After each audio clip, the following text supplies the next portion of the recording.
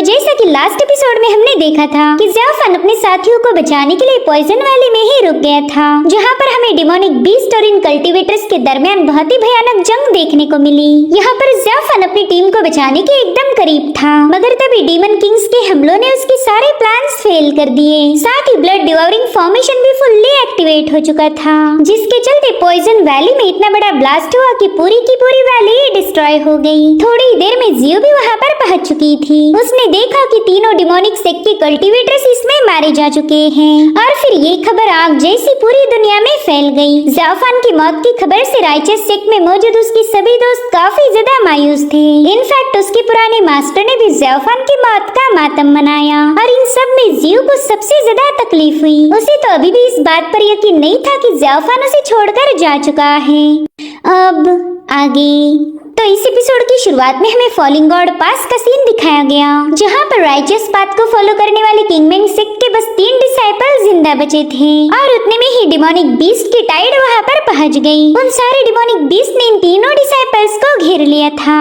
साथ ही साथ उनके सामने एक बहुत ही विशाल डीमन किंग था। उसे देखकर तो इन तीनों के होश ही उड़ गए, और तभी उन डिसाइपल्स को किसी की आवाज आने लगी। वो बंदा कह रहा था कि तुम्हारे सभी साथी बहुत ही भयानक मौत मारे गए। तुमने अपनी आंखों से उन्हें कुचलते हुए या फिर निगलते हुए देख लिया है, मगर इसके बावजूद भी तुम अभी तक ये बैटल ग्राउंड छोड़कर नहीं भागे। दरअसल ये आवाज थी बीस्ट गॉड की, और फिर उसमें से 2 डिसाइपल्स को बीस्ट गॉड ने अपने स्ट्रिंग्स के जरिए उठा लिया। वो दोनों बंदे उसके जाल में बुरी तरह से फंस चुके थे, और तभी बीस्ट गॉड उस तीसरे बंदे से कहने लगा कि चलो अपने इन दोनों साथियों को खत्म करो, अगर तुम ये काम कर पाए तो मैं तुम्हें जिंदा छोड़ दूंगा। दरअसल बीस्ट गॉड हमेशा से ही ह्यूमंस का इम्तिहान लेते आया है। वो उनके सामने ऐसी सिचुएशन क्रिएट करेगा जहाँ पर इंसानों को सेल्फिश होकर खुद को ही चुनना पड़ेगा, और इस बार भी उसने यही किया था। हालांकि वो डिसाइपल उसकी बात मानने से इनकार कर देता है। वो कह रहा था कि मैं राइचस पाथ को फॉलो करने वाला किंगमैन सेक्ट का डिसाइपल हूँ। अपने ही साथियों को मारकर अगर मुझे जिंदगी मिलती है तो भला ये जिंदगी किस काम की? चाहे मुझे मौत ही क्यों न मिल जाए, मैं अपने साथियों को कभी धोखा नहीं दूंगा। हमने हमेशा सच्चाई की राह पर चलने की कसम ली है, लेकिन उसे तुम्हारे जैसा डीमन कभी भी समझ नहीं सकता।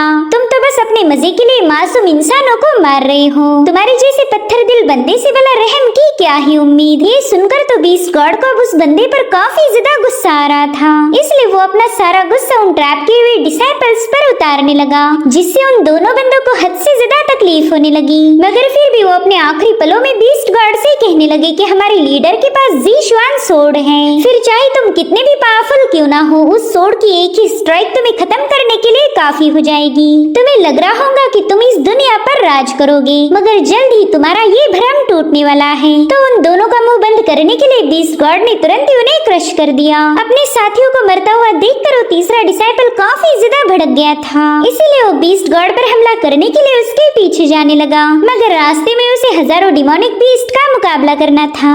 इधर बीस्ट गॉड स्माइल करते हुए कहने लगा कि किंगमैन सेक्ट, मुझे तुम्हारे डिसाइपल्स काफी ज्यादा पसंद आए। जब ये पूरा आसमान तुम पर टूट पड़ेगा तब तुम्हारा नजारा देखने में मुझे काफी ज्यादा मजा आएगा। राइचस पाथ के फॉलोअर्स को मरता हुआ देखने में जो खुशी है वो किसी और चीज में नहीं मिल सकती। और अब सीन शिफ्ट होकर हमें किंगमैन सेक्ट दिखाया गया, जहाँ पर किंगमैन सेक्ट यानी टेम्पल और फिनशांग वैली के सभी डिसाइपल्स मौजूद थे। सो गाइस, ये उस दिन की कहानी है जब डिमोनिक सेक्ट के एनिहिलेट होने की खबर इन्हें मिल चुकी थी। किंगमैन सेक्ट के लीडर को तो इस बात पर जरा भी यकीन नहीं हो रहा था। हालांकि जिन्हें उन्हें बता रहा था कि जब हम पॉइजनस वैली में गए तब वहाँ पर तीनों डिमोनिक सेक्ट के डिसाइपल्स की लाशें थी। शायद वो सभी लोग डिमोनिक बीस्ट की टाइड में मारे गए होंगे, जिनमें की डिमोनिक कल्ट के सबसे फेमस लोग भी शामिल हैं। इस खबर से सभी लोग शॉक हो गए, सिवाय फिनशांग वैली के लीडर युनलान के। उसके चेहरे पर हम एक ईवल स्माइल देख पाते हैं। साथ ही मास्टर शियो अपने डिसाइपल जियो के बारे में पूछने लगी। वो कहने लगी कि आखिर जियो की सारी स्पिरिचुअल पावर अचानक से एग्जॉस्ट कैसे हो गई? जिस पर जेंग कहने लगा, सीनियर, दरअसल मिस जियो ने एक ड्रैगन के साथ बैटल की थी। आपने एंशिएंट ड्रैगन का जिक्र तो सुना ही होगा। उन्हें मारना इतना आसान नहीं होता, तो उसे मारने के चक्कर में उनकी सारी स्पिरिचुअल पावर एग्जॉस्ट हो गई। साथ ही वो फॉलिंग गॉड पास से सीधे पॉइजनस वैली की तरफ रवाना हुई थी। तो रास्ते में भी उन्होंने कई सारे डिमोनिक बीस्ट का खात्मा किया, और यही वजह है कि वो पॉइजनस वैली में जाते ही बेहोश हो गई। हालांकि मास्टर शियो को पता था कि उसके डिसाइपल जियो इतनी कमजोर नहीं कि डिमोनिक बीस्ट के साथ फाइट करते हुए बेहोश हो जाए। जरूर से इसमें ज़ाफान को कोई न कोई कनेक्शन होगा। उतने में ही किंगमेंग सेक्ट के लीडर कहने लगे कि डिमोनिक बीस्ट काफी ज्यादा भयानक है। इनके पास तो ऐसी मैजिकल पावर्स है जिनका हम चाहकर भी मुकाबला नहीं कर सकते। अगर इन्हें हराना है तो हमें एक परफेक्ट प्लानिंग की जरूरत पड़ेगी, तभी जाकर इस बैटल को जीतने के हमारे चांसेस हैं। उतने में ही एक डिसाइपल आकर अपने लीडर को खबर देता है कि फॉलिंग गॉड पास की सिचुएशन अब बद से बदतर हो चुकी। वहाँ पर थोड़ी देर में एक बहुत ही विशाल बीस्ट टाइड पहुँच जाएगी। अगर ऐसा हुआ तो हमारे सीनियर शाह उन्हें रोक नहीं पाएंगे। साथ ही साथ हम अपने तीनों सेक्ट के पावरफुल डिसाइपल्स को भी खो देंगे। जो सुनते ही तो हॉल के सभी लोग काफी ज्यादा टेंस हो गए। तभी लीडर कहने लगे कि अब हमें फॉलिन गॉड पास को छोड़ना पड़ेगा। हम उन डीमंस को अपनी टेरिटरी में आने देंगे और फिर उनका मुकाबला करेंगे। लेकिन हमारे प्लान्स को इनिशिएट करने से पहले फॉलिन गॉड पास में हमारे जितने भी डिसाइपल्स हैं उन्हें वापस सेक्ट में लाना होगा। तो सेक्ट लीडर ने इस काम की जिम्मेदारी जिन यूर जेंग पर सौंप दी। वो कहने लगे कि तुम अपने साथ डिसाइपल्स की एक टीम लेके जाओगे ताकि वहाँ जाने के बाद तुम अपने साथियों को सपोर्ट कर सको। बस तुम्हें थोड़ी देर तक उन डिमोनिक बीस्ट के साथ फाइट करनी होगी ताकि हमें यहाँ पर प्लानिंग बनाने का थोड़ा सा वक्त मिल जाए और फिर सही मौका मिलते ही वहाँ फंसे सभी डिसाइपल्स को लेकर वापस किंगमेंग सेक्ट पहुँच जाना। और अब सीन शिफ्ट होकर हम ज़ाफान को देख पाते हैं जो कि पॉइजनस वैली में एक्सप्लोड हुए फॉर्मेशन के चलते बुरी तरह से घायल हो चुका था और अब काफी वक्त गुजरने के बाद उसे फाइनली होश आ चुका था। तभी उससे मिलने के लिए शाओबी पहुँच जाती है। दरअसल ज़ाफान उस एक्सप्लोजन में मारा जाता मगर शाओबी ने समय रहते वहाँ आकर उसे बचा लिया था। ज़ाफान ने जैसे होश संभाला वो तुरंत ही शाओबी का शुक्रिया अदा करने लगा। यहाँ पर शाओबी को अच्छे से पता था कि ज़ाफान कितना ज्यादा मायूस होगा। उससे कहने लगी कि तुमने अपने दोस्तों को बचाने के लिए वैली में रुकने का फैसला लिया था मगर अफसोस तुम जैसा चाहती थी वैसा हो नहीं पाया। अपनों को खोने का दर्द क्या होता है ये मैं अच्छे से जानती हूँ। मैं समझ सकती हूँ कि तुम्हें फिलहाल कैसे फील हो रहा होगा। जिस पर ज़ाफान कह रहा था कि तुम मेरी फिक्र मत करो, मैं बिल्कुल ठीक हूँ। मगर असल में तो ज़ाफान के दिल में एक बहुत बड़ा तूफान उठा था। वो सोचता है कि मैं जिंदा तो हूँ मगर इस जिंदगी का मैं क्या करूँगा। अब तो बियाओ को बचाने की भी मेरे पास कोई उम्मीद बाकी नहीं है। डीमन सेक्ट में भी अब मेरे लिए कोई जगह बची नहीं होगी। अगर मैं अपनी तरफ से पूरी कोशिश भी करूँ तो भी इस जंग को रोक नहीं पाऊंगा। अगर ये जंग एक रथ है तो मैं बस उसे रोकने वाली एक चींटी हूँ। मेरा इसके सामने कोई एग्जिस्टेंस नहीं। किंगमेंग सेक्ट और डिमोनिक बीस्ट की बैटल का जो विजन मैंने देखा था शायद वो सच होगा। मैं चाहकर भी उस कैटास्ट्रॉफी को रोक नहीं सकता। और उतने में ज़ाफान को काफी ज्यादा तकलीफ होने लगी। दरअसल ज़ाफान के ब्लड डिवोरिंग मेस ने उस पर अटैक कर दिया था जिससे वहाँ पर काफी स्ट्रॉन्ग इवल एनर्जी रिलीज होने लगी। शाओबी उस पावर से बचने के लिए अपने आसपास एक शील्ड बना लेती है। वहीं पर ज़ाफान के मंकी को उसके लिए काफी ज्यादा बुरा लग रहा था और उतने में अचानक से फ्लेम डिस आर्टिफैक्ट एक्टिवेट होकर अपनी यांग एनर्जी को रिलीज करने लगा। उसी फ्लेम डिस आर्टिफैक्ट ने ज़ाफान की जान बचा ली थी। उतने में ही शाओबी जाकर उसे संभालने लगी। वो ज़ाफान को बताती है कि तुम्हारी मेस में जो सोल कैप्चरिंग बीड है उसी ने तुम्हारे हार्ट पर अटैक किया था। तुम्हारी किस्मत अच्छी थी कि फ्लेम डिस्क आर्टिफैक्ट ने तुम्हें बचा लिया मगर हर बार ये तुम्हारी मदद नहीं कर पाएगी। हालांकि ज़ाफान पर उसकी बातों का कोई असर नहीं होता। वो वहाँ से जाने वाला था कि तभी शाओबी ने उसे रोक लिया। वो ज़ाफान को बताने लगी कि ये ब्लड डिवोरिंग वेपन ही तुम्हारा सबसे बड़ा दुश्मन है। धीरे धीरे करके ये तुम्हारी पूरी बॉडी को खा जाएगा। अगर तुम्हें मरना नहीं है तो इस वेपन को जल्दी से कहीं पर दफन कर दो। साथ ही तुम्हें इस फ्लेम डिस्क आर्टिफैक्ट की पावर को बढ़ाना होगा ताकि इसकी यांग एनर्जी तुम्हारी बॉडी को अंदर से प्योर कर पाए। मगर ज़ाफान इस पर कोई जवाब नहीं देता जो देखकर शाओबी को उस पर काफी ज्यादा गुस्सा आ रहा था। वो उससे पूछती है कि क्या तुम्हें जिंदगी से जरा भी लगाव नहीं रहा। हालांकि इस पर भी ज़ाफान कोई रिस्पॉन्स नहीं करता। तो शाओबी उससे कह रही थी कि तुम तब तक नहीं मर सकते जब तक अपने सारे कर्जे उतार न दो। तुमने अभी तक बियाओ को भी अवेकन नहीं किया। जब तक वो जिंदा नहीं होती तब तक तुम मर नहीं सकते।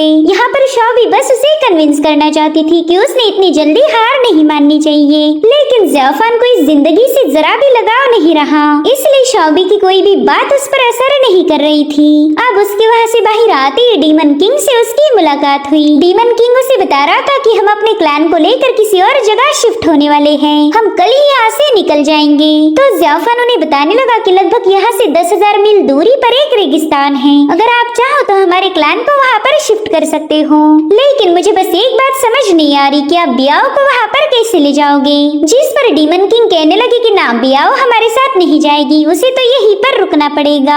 यहाँ से निकलते ही हम इस माउंटेन पर सेटअप किए हुए फॉर्मेशन को एक्टिवेट करेंगे ताकि बियाओ यहाँ पर महफूज रह पाए। साथ ही कम से कम महीने में एक बार हमें यहाँ आकर उसे चेक करना होगा। वैसे तो मैं बियाओ को छोड़कर नहीं जाना चाहता, लेकिन अगर क्लैन को बचाना है तो हमें फैसला लेना होगा। तभी ज़ाओफान उनसे पूछता है कि क्या मैं बियाओ के साथ यहीं पर रुक सकता हूँ। उसे पता नहीं था कि डीमन किंग इस पर क्या जवाब देगा, लेकिन इस बार डीमन किंग ने उसे हाँ बोल दी थी।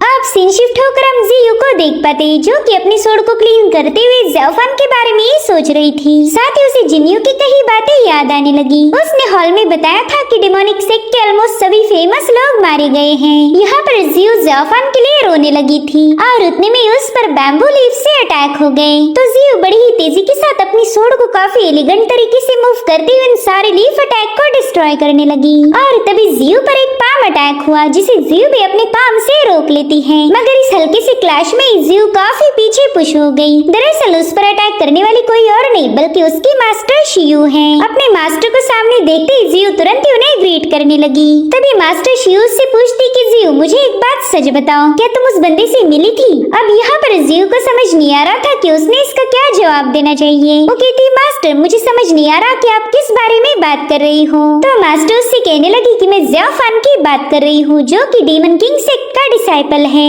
तो बोलो क्या तुम्हारी उससे मुलाकात हुई थी? ज़ाओफान का नाम सुनते ही जियू सीधे घुटनों पर बैठ जाती है। मास्टर कह रही थी जियू पता नहीं तुम कितनी बार मुझसे झूठ बोलोगी। मैंने तुम्हें हर बार यही बताया था कि उस बंदे से दूर रहो, लेकिन तुमने मेरी एक न सुनी। तो जियू शर्मिंदा होकर अपने मास्टर से माफी मांगने लगी। हालांकि मास्टर को पता था कि जियू एक रेबल बन चुकी है, वो इतनी आसानी से उनकी बात नहीं सुनेगी, मगर फिर भी वो जियू को समझाने की एक आखिरी कोशिश करती है। वो उसे बताने लगी कि तुम कल्टीवेशन में एक टॉप टैलेंट मानी जाती हो। हमारी यंगर जनरेशन में ऐसा कोई नहीं जो कल्टीवेशन में तुम्हें मात दे पाए। आगे चलकर तुम्हारा फ्यूचर ब्राइट होगा, मुझे तुमसे काफी सारी उम्मीदें हैं। अपने मास्टर को यूं बेबस होता हुआ देखकर जियू को भी काफी ज्यादा बुरा लग रहा था। वो कह रही थी मास्टर मुझे माफ कर दीजिए, मैं जानती हूँ मैंने आपको निराश किया है। जब मैं छोटी थी तब आपने मुझे अडॉप्ट किया, मुझे काफी अच्छी ट्रेनिंग दी, मुझे हर बार सपोर्ट किया। इससे बड़ा एहसान कोई किसी पर कर ही नहीं सकता, लेकिन फिर भी मैंने आपको डिसअपॉइंट किया, हर बार आपसे झूठ बोला। मैं चाहती हूँ कि आप इन एहसानों के बदले मुझे खत्म कर दें। मैं अपनी दी हुई जिंदगी के जरा भी काबिल नहीं हूँ। जिस पर मास्टर कहने लगी जियू अभी भी कुछ बिगड़ा नहीं है, तुम पुरानी बातों को भूलकर एक नई शुरुआत कर सकती हो।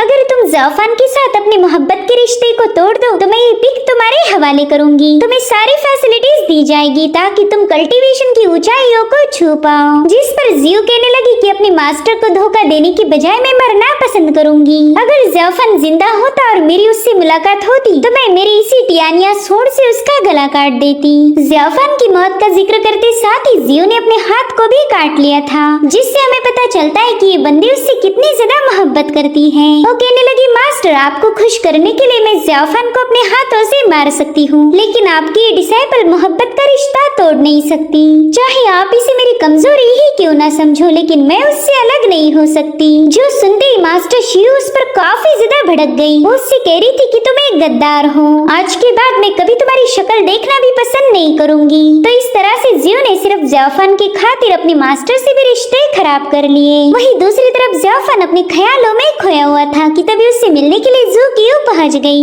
तो ज़ाओफान उनसे पूछने लगा कि बताइए सीनियर आप यहाँ पर क्यों आई हो? जिस पर ज़ूकियो कहने लगी कि मैं तुम्हें एक खबर देने आई थी। दरअसल पॉइजनस वैली की तरफ आने वाले सभी डिमोनिक बीस्ट वहाँ पर एक्सप्लोजन होने की वजह से सीधे फॉलिन गॉड पास की तरफ रवाना हो चुके हैं। बस थोड़ी देर में राइचस पाथ के सभी डिसाइपल्स मारे जाएंगे। मैं अच्छे से जानती हूँ कि तुमने इस बीस्ट टाइड को रोकने के लिए अपनी जिंदगी दांव पर लगाई थी, लेकिन तुम्हें एक बात समझनी होगी, इन डिमोनिक बीस्ट को रोकना हम ह्यूमंस के बस की बात नहीं है। ये डिजास्टर ऐसा है जिसे हम कभी भी रोक नहीं पाएंगे। बस कुछ ही दिनों के अंदर ये डिमोनिक बीस्ट हमारी पूरी दुनिया को साफ कर देंगे और मेरे ख्याल से अब तुमने भी हार मान लेनी चाहिए। लेकिन ज़ाओफान उन लोगों में से था जो कभी हार नहीं मानता। वो अपने ग्रे मंकी को लेकर तुरंत ही वहाँ से रवाना हो गया।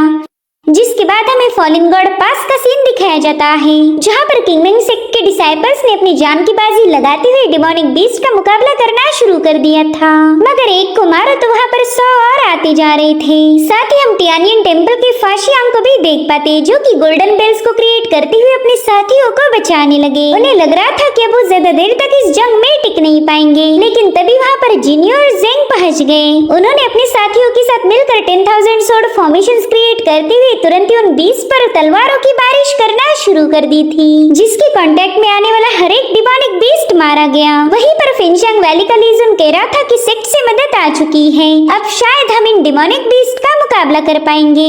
हालांकि एक ही सेकंड के अंदर इनकी उम्मीदों पर पानी फिर गया, क्योंकि आसमान में हजारों लाखों फायरबॉल रिलीज कर दिए थे, जो कि इन तीनों सेक्ट के डिसाइपल्स को मारने के लिए काफी हो जाएंगे।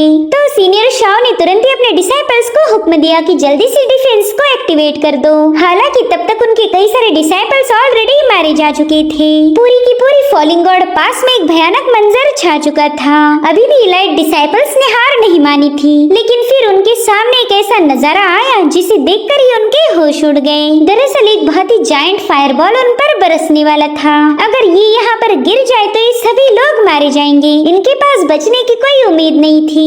धीरे धीरे करते हुए वो फायरबॉल फॉलिंग गॉड पास के एकदम करीब आ चुका था। मगर तभी हम देखते कि टियानियन टेम्पल के फाशान और फाशियांग उसे रोकने के लिए रवाना हो चुके हैं। उन्होंने अपने डिवाइन रुइंस को उस फायरबॉल पर रिलीज कर दिया था। दरअसल इस टेक्निक को फेंगजेंग बोधी कहा जाता था, जिसका यूज करते हुए इन्होंने उस फायरबॉल को अपने स्पेल्स में जकड़ लिया। मगर उस फायरबॉल को डिस्ट्रॉय करने के लिए सिर्फ ये दोनों काफी नहीं हो सकते, इन्हें और सपोर्ट की जरूरत थी। उतने में ही सीनियर शाओ ने तुरंत ही जाकर 7 स्टार ओरिजिन टेक्निक को एक्टिवेट कर दिया और अब उन्हीं 7 स्टार्स की पावर का यूज करते हुए उन्होंने वहाँ पर एक जायंट सोर्ड बना ली थी, जो कि उस फायरबॉल को ब्रेक करने का काम करती है। हालांकि अभी भी वो फायरबॉल पूरी तरह से इंटैक्ट था, जो देखते ही जिनियो ने भी अपनी पावर्स को एक्टिवेट करना शुरू कर दिया। इतना ही नहीं, जेंग भी उसका साथ दे रहा था, जहाँ पर इन दोनों ने मिलकर एक ड्यूअल फॉर्मेशन क्रिएट कर लिया, जिसे 3000 स्ट्राइक डिस्ट्रक्शन कहा जाता था। उन दोनों का ये फॉर्मेशन इतना ज्यादा भयानक था कि उसने उस फायरबॉल पर कई सारे स्लैशेस रिलीज किए और फाइनली वो फायरबॉल छोटे छोटे पत्थरों में तब्दील होकर नीचे क्रैश होने लगा।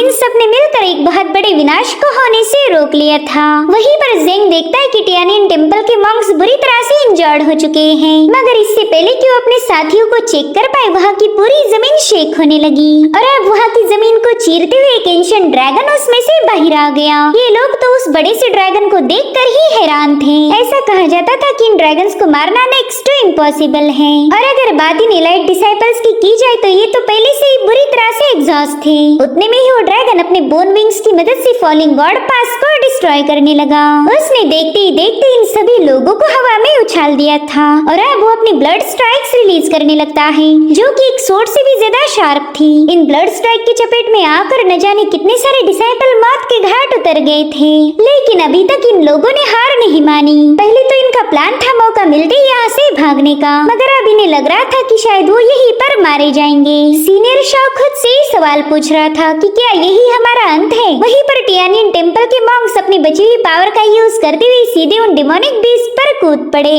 उन्हें अच्छे से पता था कि जल्दी उनका शिकार हो जाएगा, लेकिन वो कल्टीवेटर ही क्या जो इतनी आसानी से हार मान ले। यहाँ पर हम 2 और डिमोनिक बीस्ट को देख पाते हैं, जिनका एंशिएंट रिकॉर्ड में एज अ बोन स्नेक जिक्र था। तो अब इन 2 भयानक बीस्ट के होते हुए ये लोग बिल्कुल भी पीछे नहीं हट सकते थे, लेकिन तभी हम देख पाते हैं कि ज़ाओफान के मास्टर वांग वहाँ पर पहुँच चुके हैं। उन्होंने वहाँ पर आते ही अपनी चियांगयांग फायर टेक्निक का यूज करते हुए अपने फायर ड्रैगन को समन कर लिया, जो कि सीधे जाकर उस स्नेक बोन पर अटैक कर देता है। फायर ड्रैगन के सामने तो स्नेक बोन की एक न चली। साथ ही साथ हम देख पाते हैं कि आसमान से आइस की बारिश हो रही, जो कि सीधे जाकर उन डिमोनिक बीस्ट को फ्रीज करने लगी थी। न जाने कितने सारे डिमोनिक बीस्ट उस बर्फ में पूरी तरह से ट्रैप हो गए थे। दरअसल इस टेक्निक का नाम था ऑटम वाटर कंडेंसिंग फ्रॉस्ट और ये मास्टर शियू की सिग्नेचर मूव है। इधर डिसाइपल्स अपने 2 एल्डर्स को देखकर काफी ज्यादा खुश हो गए। अगर ये लोग समय रहते यहाँ नहीं पहुँचते तो इनका काम तमाम हो जाता।